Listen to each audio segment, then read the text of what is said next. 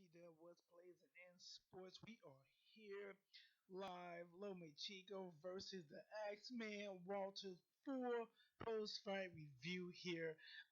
Before they got to that fight, they showed the Ward versus Kovalev fight again. Now you know anybody that thought Kovalev won that fight definitely thought he won again. Anybody that thought Ward won it definitely thought Ward won it. But the experts was probably calling this fight round by round, punch by punch, minute by minute to decide. The asked Max Kellerman before this fight who won. And he said Kovalev by a round. And I can't argue that. But let's jump back into this fight. Lomachenko versus Walters. I did predict this fight. I predicted Lomachenko was going to win. Sometimes I'm right, sometimes I'm wrong. I just go off what I see, never know what they're going to show up with fight night. So what I did a little bit different because there was so much controversy in the commentating and the score card from the last fight with Ward and Kovalev. I wanted to keep my own personal round by round action. All right, so let's jump into round one. Early on, I did not see a whole lot. I would say that was a Lomachenko round. He had a nice flurry at the end to take it. Okay, round two, Walter's coming out, no jabbing, maybe a single jab here and there, being reactive. I'm thinking to myself, dude, where's the jab? The double jab, the triple jab. I didn't see none of that. I saw Lomachenko starting to get into a groove. I got right now round one and round two Lomachenko. Going into the third round, I'm thinking, man, Walters, why are you not cutting off the ring? You're chasing this guy. You allow him to keep the distance to operate when he want to operate. I'm seeing Lomachenko at this time. He is getting a confidence. His confidence growing by the second. He is coming out there with a man that has no fear. And when you have a boxer that has no fear, he is willing to try everything he done in sparring sessions leading up to this fight. Round 5, more the same. Lomachenko is using angles to attack.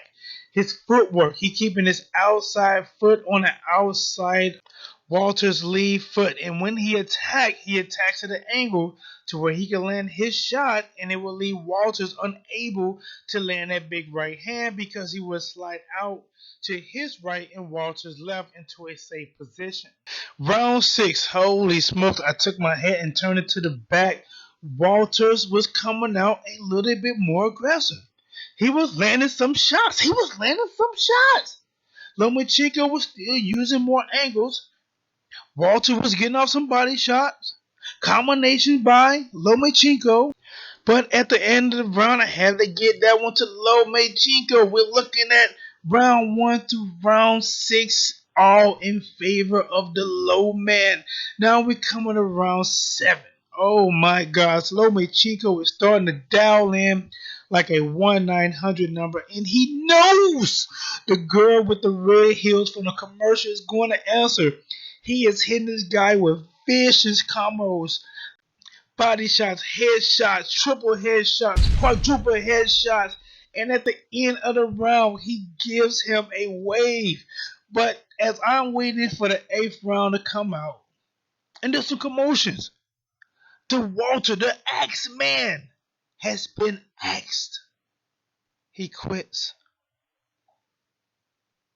Sometimes you never know if it's the corner causing because he was taking a nice whipping. He wasn't making any kind of adjustments. I thought Lomachenko had full command of the round, and if not by the 7th, I'm not sure if Lomachenko would have ever knocked him out, but definitely enough to either make him do what he did now, either took more punishment later in the fight and quit, or possibly even stop him by knockout. I'm not sure of that, but I just think with so many punches coming his way, so many unanswered punches coming his way, there wasn't much for Walters to do. They showed a replay on it. The referee asked his corner. They wanted to quit. They asked Walters. He said, no more, no more. The guy was screaming, no mas. Definitely last fight, I could not agree with Letterman, but this fight, I have to agree with Letterman's scorecard. This was probably one of the scorecards that he was excited to be calling because there's probably no way possible he could get it wrong. All right, so the fight's over, and I want to talk about what Lomachenko did well. What led this guy to the victory? Number one, when you have a southpaw versus a orthodox fighter, it's the battle of the lead foot being on the outside. He won it clearly all night. Ward did not make any adjustments. He stayed in the center of the ring like he was a light post and let Lomachenko dance and use angles and step around him all night. He was a great counterpuncher tonight. Whenever Walter did decide to throw some shots, I thought Lomachenko countered him very well, which made Walters think about throwing punches, kept a super high guard. He didn't fight aggressive, he fought in a defensive stand all night. I thought another thing was Lomachenko's footwork was on point. His ring generalship was on point. The battle of the jabs, I don't even know if Walter had a jab or two, but Lomachenko's jab was on point. Now let's get to the bad things from Walter. He just stood there, did not pressure, did not cut off the ring, did not use his jab, did not win. This was a sparring match. Lomachenko did whatever he wanted. He wasn't pressured. He was calm. He wasn't in any kind of danger. He took full control of this fight from round one. He never let off the gas. Walters quit. They asked Lomachenko who does he want next? He called out Vargas. Some people want to see him face Crawford. There's a little weight difference. Some people want to see him face Manny Pacquiao. There's a little weight difference. But this is my right after the fight in post fight review. I am having some laptop issues, so I will do my best to get videos out there whenever I can. But don't forget to subscribe, thumbs up, share, like. This is your boy T Dub, what's plays in the sports, and I am. Let me be clear.